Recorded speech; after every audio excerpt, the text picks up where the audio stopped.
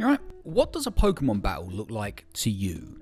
Like physically? How does it function? What are its mechanics, its logistics? Does it have rules? Is there a structure? If you said rigid, highly tactical and nuanced turn-based combat, where each trainer selects a single move with a set effect at a time, taking into account type advantages, stab, stats, what the opponent will do, and the balance of damage and status, then you're probably thinking of a Pokemon battle in the games. If you said more of a free-form fight, where switching is rare, and the timing of a trainer's commands, their ability to think on their feet and think outside of the box are paramount, and where the standard mechanics of tight matchups and stats and even the effects of moves are pretty fluid, and take a step back to story, spectacle, and thematics, then you're probably thinking of a Pokemon battle in the anime. And if you're one of the few people that said absolute free-for-all carnage, where there are no rules, anything goes, where moves do whatever you need them to do and are made up on the spot sometimes, nothing you think you know about battles means anything, and often attacking the trainer is the way to win, then you're probably thinking of a Pokemon battle in the beautiful chaos of the Pokemon Adventures manga. Pokemon battles in this series aren't so much Pokemon battles as they are full shonen fights. And if you're not familiar with this series, they will be unlike anything you've ever seen from Pokemon. So what we'll be doing in this video, covering this, the last book in the yellow arc of the Pokemon Adventures manga, is breaking down a typical battle in this manga. The ins, the outs, the ups, the downs. On top of what we've already been doing in this video series, highlighting the places where this manga series departs from the Pokemon franchise as a whole. First though, quick thoughts on this book. If the last book was kind of just one thing, our good guys teaming up with ex-Team Rocket members to take on the Elite Four, this book is wholly that. Each individual battles with Elite Four members climax and conclude, with our main character Yellow getting the biggest climax and conclusion against Lance, the head of the Elite Four. And it's all pretty epic, I won't lie.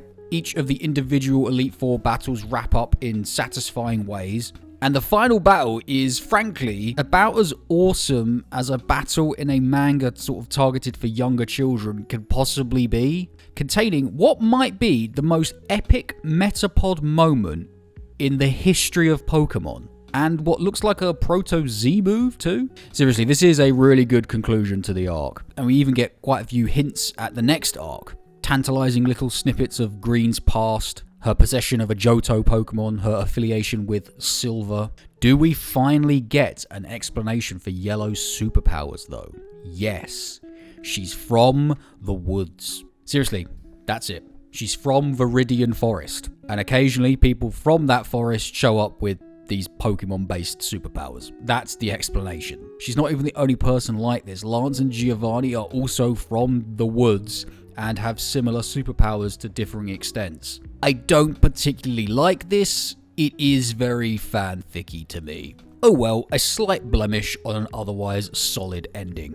Okay, on to these Pokemon battles. The battle we'll be looking at is Blaine versus Lance. It happens at the start of this book, and it's sort of like an appetizer to the main event of Yellow versus Lance. And while the details of the battles throughout this series may change between each one, obviously the participants are Pokemon, the broad sort of style and tone, the threat and the peril, and the things that physically happen are quite consistent across all battles in this series, so keep that in mind while I'm telling you what happens in this battle. The battle starts with Lance's Aerodactyl shooting a Hyper Beam at Blaine himself, the man. Off to a potentially fatal start, good. Blaine sends out his Pokemon, Mewtwo, off panel for epicness, who catches the Hyper Beam in his hand. Lance, recognizing the seriousness of a Mewtwo showing up, somehow, with a wave of his finger,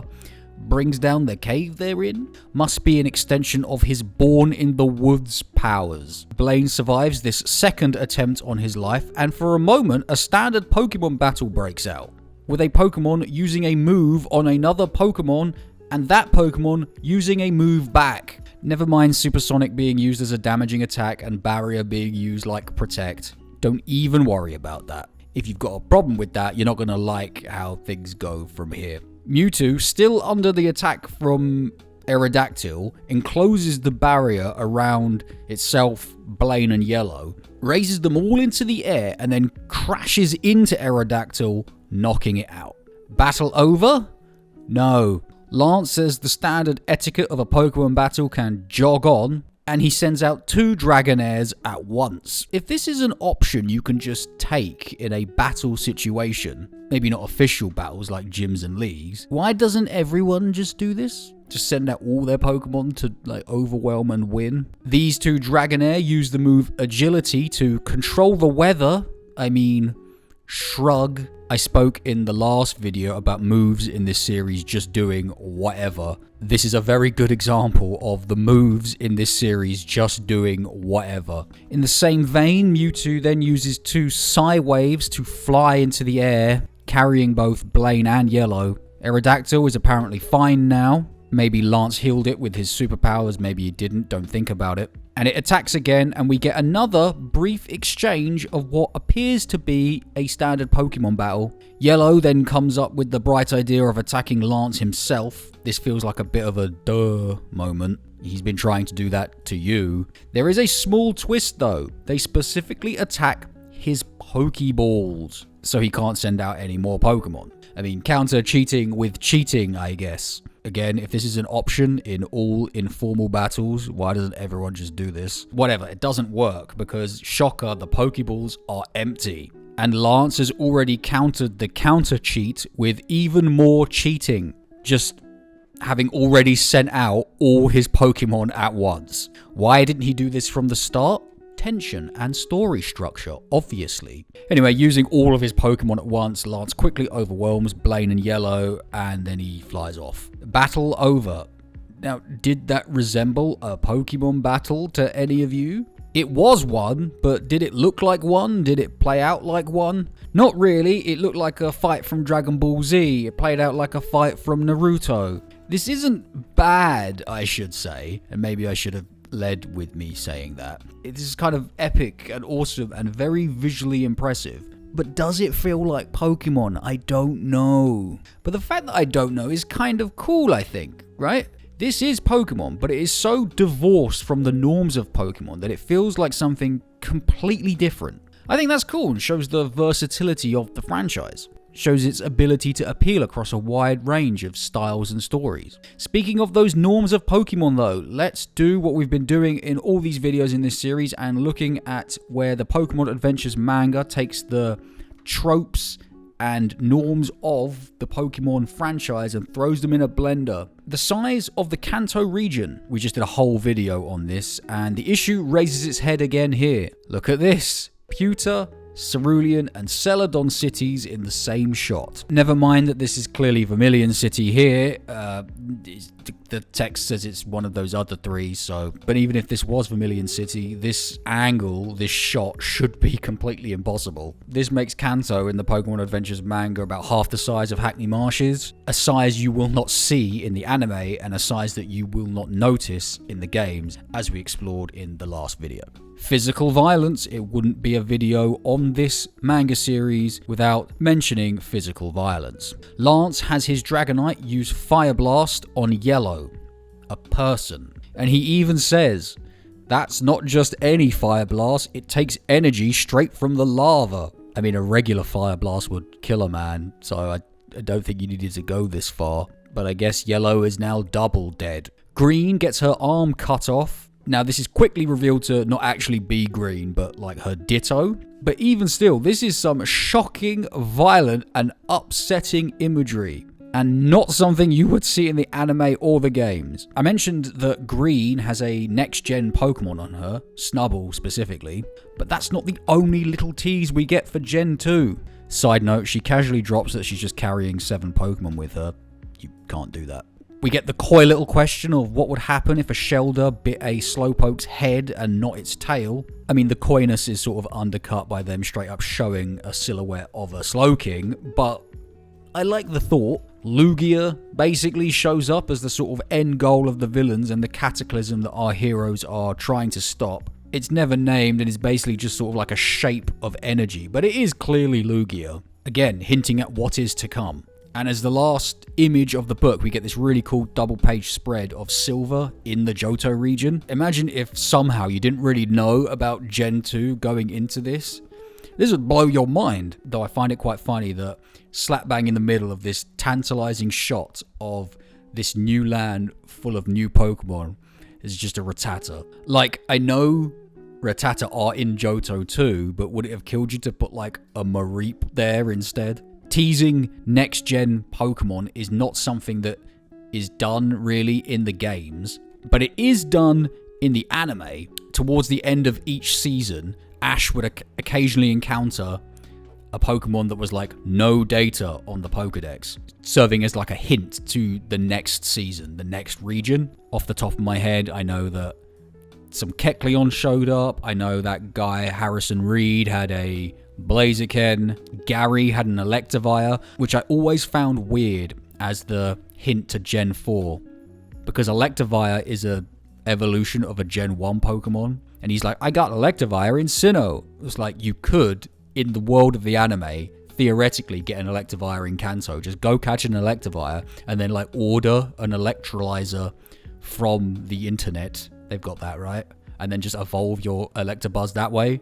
Why didn't he have just like a Luxray or something? If a Machamp takes off its belt, it gets a massive power boost. This is something that's mentioned in various Pokedex entries of Machamp and Machoke, but not something we've ever actually seen before. I wonder how this could be implemented in other mediums. Well, it'd be easy to do in the anime, and I'm surprised it hasn't come up yet, actually.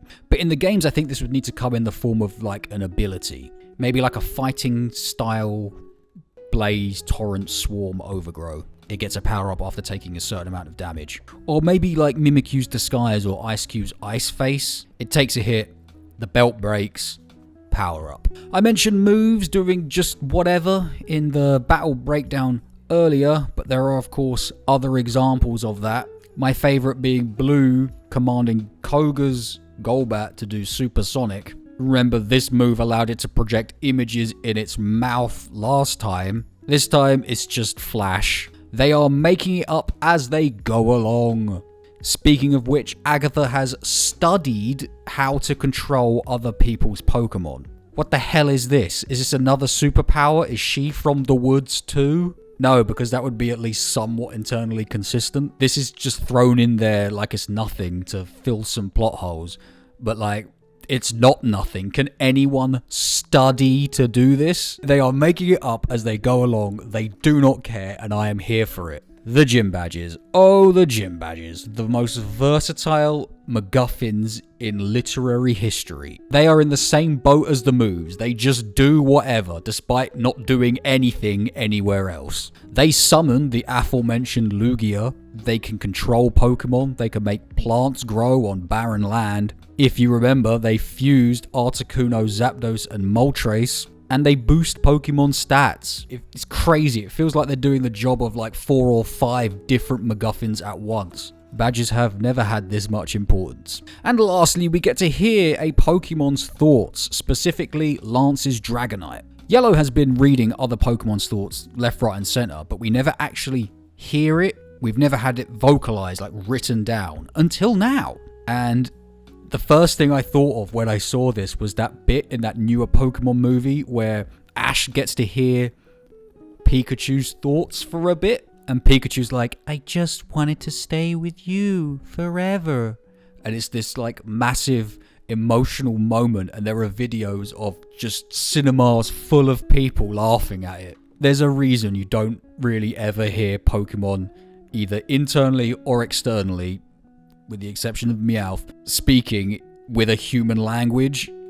It is weird and dumb. This is all probably an issue with exposure. If this manga was more well known, none of this would feel this alien. Imagine if this got released in the West at the same time as the original run of the anime, and was marketed just as heavily as the anime. I think it's good that they didn't, because it would have muddled things up, and people would have been like, so is Red Ash or something? And it allowed them to focus solely on the more marketable and the more digestible anime. But imagine if they did. Pokemon battles that look like something from One Piece would be the norm. The games themselves might have been affected. They made Pokemon Yellow as a game based on the anime after all. Imagine if they made a Pokemon Adventures game at some point. I have no idea how that would work, how they would translate the madness of this series into game form. But maybe they would have tried by now, and it's a bit of a shame that they haven't.